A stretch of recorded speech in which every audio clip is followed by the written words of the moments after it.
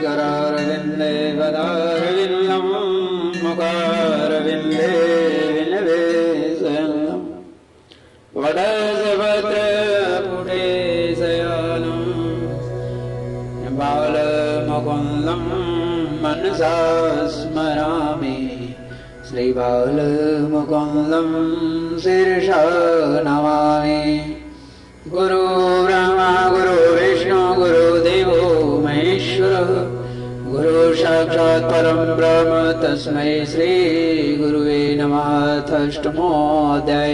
घर में परीक्षित की रक्षा। कुंती के द्वारा भगवान के स्तुति और युधिष्ठिर का शोक। सुधि कहते हैं, इसके बाद पांडव श्री कृष्ण के साथ जलांजलि के इच्छुक मरे हुए स्वजनों का तर्पण करने के लिए स्त्रियों को आगे करके गंगा तट पर गए। वहाँ उन सब ने मृत बंधुओं को जलदान दिया और गुणों का स्मरण करके बहुत विलाप किया। तदंतर भगवान के चरण कमलों की धूलि से पवित्र गंगा जल में पुनः स्नान किया। वहाँ अपने भाइयों के साथ कुरुपति महाराज युधिष्ठिर, धृतराष्ट्र, पुत्र शोक से व्याकुल गांधारी, कुंती और द्रौपदी सब बैठकर मरे हुए स्वजनों के लिए शोक करने लगे। भगवान श्री कृष्ण धौम्यादि मुनियों के साथ उनको संतावना दी और समझाया कि संसार के सभी प्राणी काल के अधीन हैं, मौत से किसी को कोई बचा नहीं सकता। इस प्रकार भगवान श्री कृष्ण ने अजातशत्रु महाराज युधिष्ठिर को उनका राज्य जो दूतों ने से छीन लिया था वापस दिलाया तथा द्रौपदी के केशों का स्पर्श करने से उनकी आयु छिन्न हो गई थी। उन दुष्ट राजाओं का वध कराया। साथ ही युधिष्ठिर के द्वारा उत्तम सामग्रियों से तथा पुरोहितों से 3 अश्वमेध कराए। इस प्रकार युधिष्ठिर के पवित्र यश को 100 यज्ञ करने वाले इंद्र ने के यश की तरह सब ओर फैला दिया। इसके बाद भगवान श्री कृष्ण ने वहां से जाने का जब विचार किया, उन्होंने इसके लिए पांडवों से विदा ली और व्यास आदि ब्राह्मणों का सत्कार किया। उन लोगों ने भी भगवान का बड़ा ही सम्मान किया। तदंतर सात्विक और उद्धव के साथ द्वारका जाने के लिए वे रथ पर सवार हुए। उसी समय उन्होंने देखा कि उत्तरा भय से वालों कलम सामने से दौड़ी चली आ रही है। आई पाई माँ जोगिन देव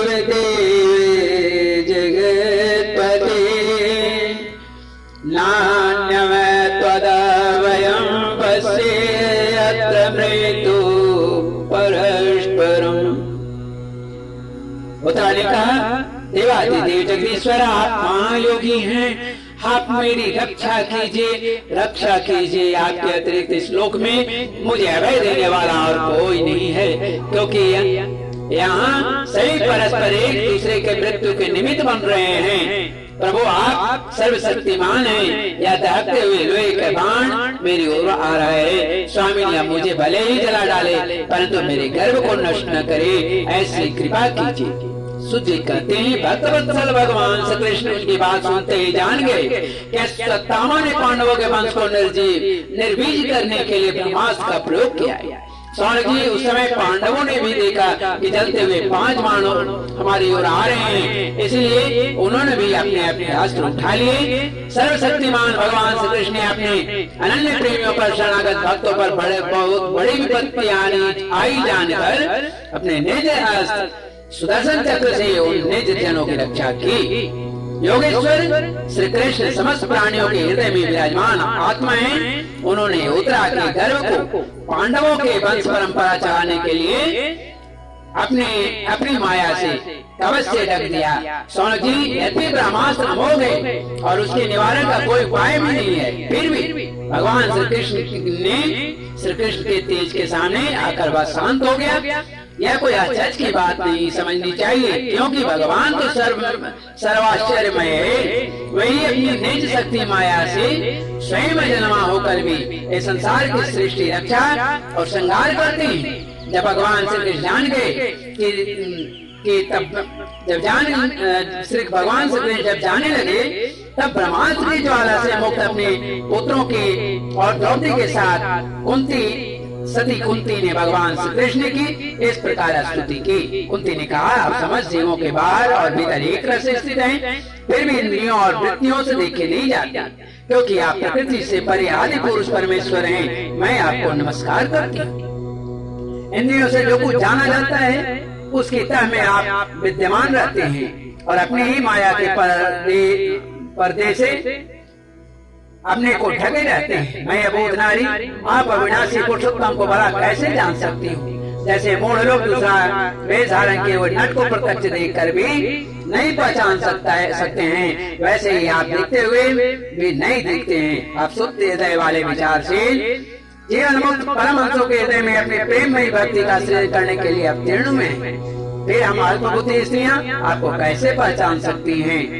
कृष्णाय वासुदेवाय हरे परमात्मने प्रमतः कृष्णाशाय गोविंदाय नमो नमः।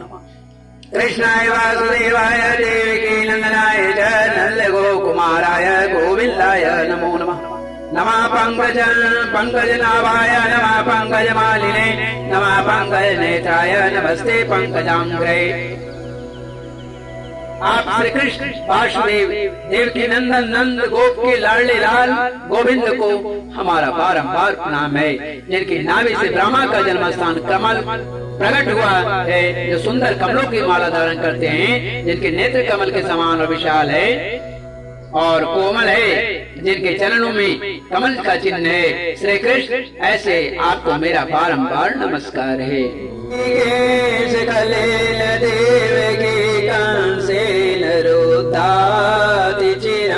सुचार्पिता विमोचिताहं च सात्मजा विभो त्वैव नातेन मुहुर्विवल्गणात्।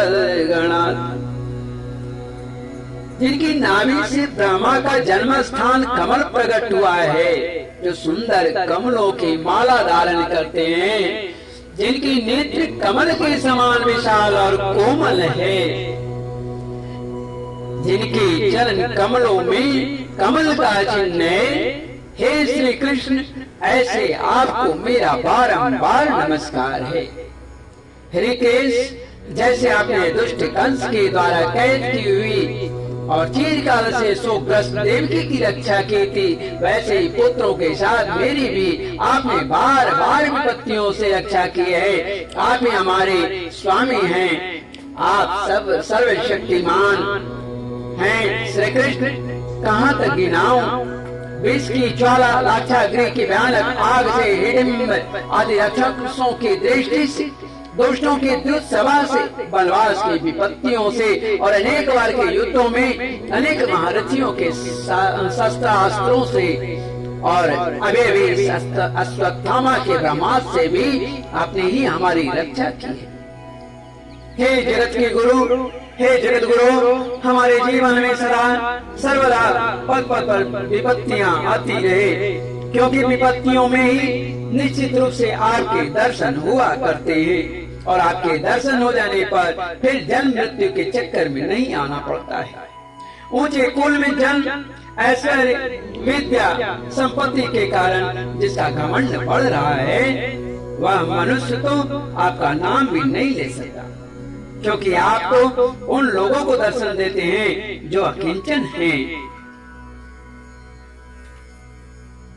नमो किंचन वित्ताय निवृत्त गुणवृत्तये आत्मा रामाय अशांताय कैवल्य पतये नमः।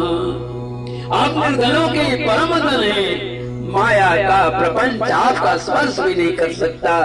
आप अपने आप में ही विहार करने वाले परम शांत स्वरूप हैं। आप ही कैवल्य मोक्ष के अधिपति हैं। मैं आपको बारंबार नमस्कार करती हूँ। मैं आपको अनादि अनंत सर्वव्यापक सबके नियंता काल रूप परमेश्वर ही समझती हूँ। संसार के समस्त पदार्थ और प्राणी आपस में टकराकर विषमता के कारण परस्पर विरुद्ध हो रहे हैं, परंतु आप सब में समान रूप से विचर रहे हैं। भगवान, आप जब मनुष्य की सी लीला करते हैं, तब आप क्या करना चाहते हैं यह कोई नहीं जानता। कोई नहीं जानता।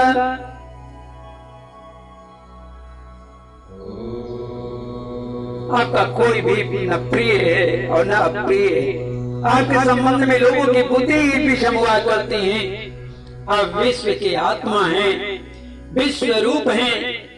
न आप जन्म लेते हैं और न कर्म ही करते हैं, फिर भी पशु पक्षी मनुष्य ऋषि जलचर आदि में आप जन्म लेते हैं और उन योनियों के अनुकूल दिव्य कर्म भी करते हैं। यह आपकी लीला ही तो है।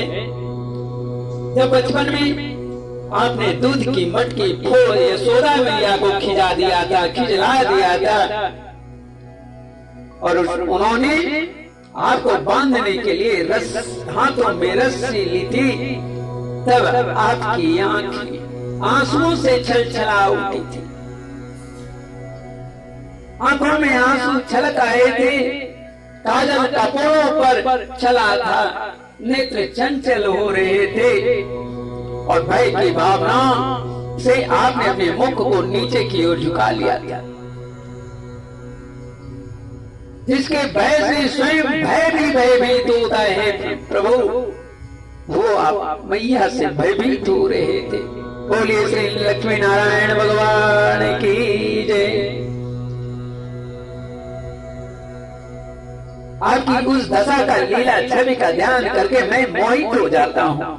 भला जिसे भय भी भय मानता हो, उसकी यह दशा आपने अजन्मा होकर भी जन्म क्यों लिया है, इसका कारण बताते हुए कोई महापुरुष यूं कहती हैं कि जैसे मंदराचल की कीर्ति का विस्तार करने के लिए उसमें चंदन प्रकट होता है, वैसे ही अपने प्रिय भक्त पुण्य श्लोक राजा यदु की कीर्ति का विस्तार करने के लिए ही आपने उनके वंश में अवतार ग्रहण किया है।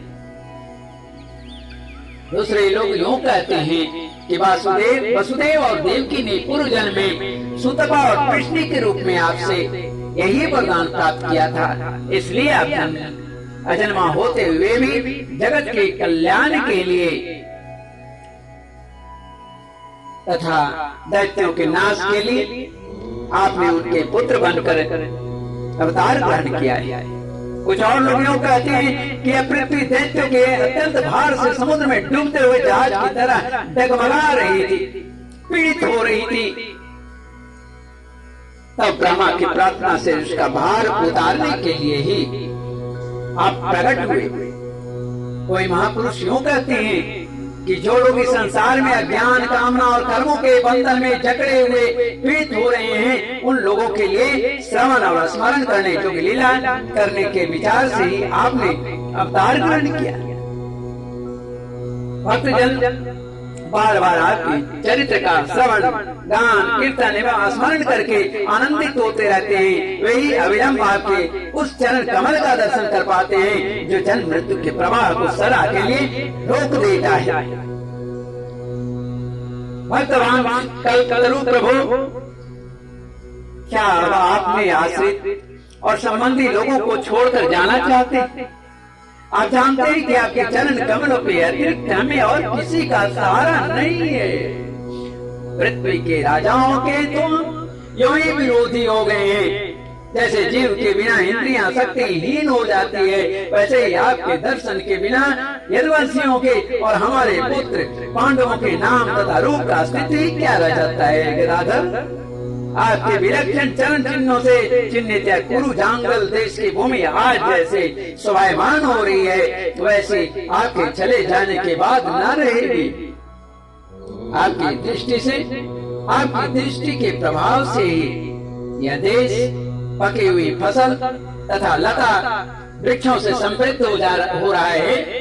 ये वन पर्वत नदी और समुद्र भी आपकी दृष्टि से वृद्धि को प्राप्त हो रहे हैं। आप विश्व के स्वामी हैं, विश्व के आत्मा हैं, विश्व के रूप हैं, विश्वेश्वर हैं। यदुवंशी और पांडवों में मेरी बड़ी ममता हो रही है। आप कृपा करके सज्जनों के साथ जोड़े हुए इस स्नेह ये दृढ़ फांसी को काट दीजिए भगवान। त्वयि मे नन्य विषया मतिरे मधुमपते सकृत रते मोत्वहताद हतादद्धा गंगा गंगे भोगमुदन्वती। श्री कृष्ण जैसे, हे श्री कृष्ण, जैसे गंगा की अखंड धारा समुद्र में गिरती रहती है, वैसे ही मेरी बुद्धि किसी दूसरी ओर न जाकर आपसे ही निरंतर प्रेम करती है। हे श्री कृष्ण, अर्जुन के प्यारे सखा यदुवंश शिरोमणि, आप पृथ्वी के भार रूप राजवेशधारी दैत्यों को जलाने के लिए अग्नि स्वरूप हैं। आपकी अनंत शक्ति अनंत है। गोविंद, आपका यह अवतार गौ, ब्राह्मण और देवताओं का दुख मिटाने के लिए है। हे जोगेश्वर, चराचर के गुरु भगवान, मैं आपको नमस्कार करती हूँ। श्री कृष्ण कृष्ण शक विष्णु पावने ध्रुव राजन्य वंशदनान पवर्ग वीर्य गोविंद गोपीज सुरार्य हरावतार जोगेश्वराखिल गुरु भगवन नमस्ते। सुजी कहते हैं किस प्रकार कुंती ने बड़े मधुर शब्दों में भगवान की अधिकांश लीलाओं का वर्णन किया। यह सब सुनकर भगवान श्री कृष्ण अपने माया से उसे मोहित करते हुए मंद मन मुस्कुराने लगे। उन्होंने कुंती से कह दिया, अच्छा ठीक है, और रथ के स्थान से ही वे हस्तिनापुर लौट आए। वहाँ कुंती और सुभद्रा आदि देवियों से विदा लेकर जब वे जाने लगे, तब राजा युधिष्ठिर ने बड़े प्रेम से उन्हें रोक लिया। राजा युधिष्ठिर को अपने भाई बंधुओं के मारे जाने का बड़ा शौक रहा था। भगवान की लीला का मर्म जानने वाले व्यास आदि महर्षियों ने और स्वयं अद्भुत चरित्र करने वाले भगवान श्री कृष्ण ने भी अनेकों इतिहास कहकर उन्हें समझाने की बहुत चेष्टा की, परंतु उन्हें संकामना नहीं मिली। उनका शोक न मिटा। संकादि ऋषियों धर्मपुत्र राजा युधिष्ठिर को अपने स्वजनों के वध से बड़ी चिंता हुई। वे अविवेक युक्त चित्त से और स्नेह और मोह के वश में होकर कहने लगे, भला मुझ दुरात्मा के हृदय में बद्धमूल हुए इस ज्ञान को तो देखो। मैंने सियार कुत्तों के आहार इस अनात्मा शरीर के लिए अनेक अछौनी का अर्थ होता है जिसमें 21,870 रथ, 21,870 हाथी, 1,09,350 पैदल और 65,600 घुड़सवार, इतनी सेनाओं को मिलाने के बाद एक अछौनी सेना कहलाती है। तो अनेक अछौनी सेनाओं का नाश कर डाला। मैंने बालक, ब्राह्मण, संबंधी, मित्र, चाचा, ताऊ, भाई बंधु और गुरजनों से द्रोह किया है। करोड़ों वर्षों से भी नरक से मेरा छुटकारा नहीं हो सकता। यद्यपि शास्त्र का वचन है कि राजा यदि प्रजा का पालन करने के लिए धर्म युद्ध में शत्रुओं को मारे तो उसे पाप नहीं लगता, फिर भी इससे मुझे संतोष नहीं होता है। स्त्रियों के पति और भाई बंधुओं को मारने से उनका मेरे द्वारा यहाँ जो अपराध हुआ है उसका मैं गृहस्थोचित यज्ञ आदियों के द्वारा मार्जन करने में समर्थ नहीं। जैसे कीचड़ से गंदा जल स्वच्छ नहीं किया जा सकता, मदिरा से मदिरा की अपवित्रता नहीं मिटाई जा सकती, वैसे ही बहुत से हिंसा बहुल यज्ञों के द्वारा एक भी प्राणी की हत्या का प्रायश्चित मैं नहीं किया जा सकता, मुझसे नहीं किया जा सकता। प्राणी की हत्या का प्रायश्चित नहीं किया जा सकता। युधिष्ठिर इस प्रकार सोच रहे थे। इति श्रीमद्भागवते महापुराणे पारमहंस्यां संहितायां प्रथम स्कंदे कुंती स्तुति युधिष्ठिरानुतापो नाम अष्टमो अध्याय। यहाँ पर प्रथम खंड की प्रथम स्कंद के अष्टम अध्याय का वर्णन है, जिसमें हिंदी में मैंने इसे कहा है इसमें घर में परीक्षित की रक्षा, कुंती के द्वारा भगवान की स्तुति और युधिष्ठिर का शोक इस शीर्षक है। श्रीमन्नारायण नारायण नारायण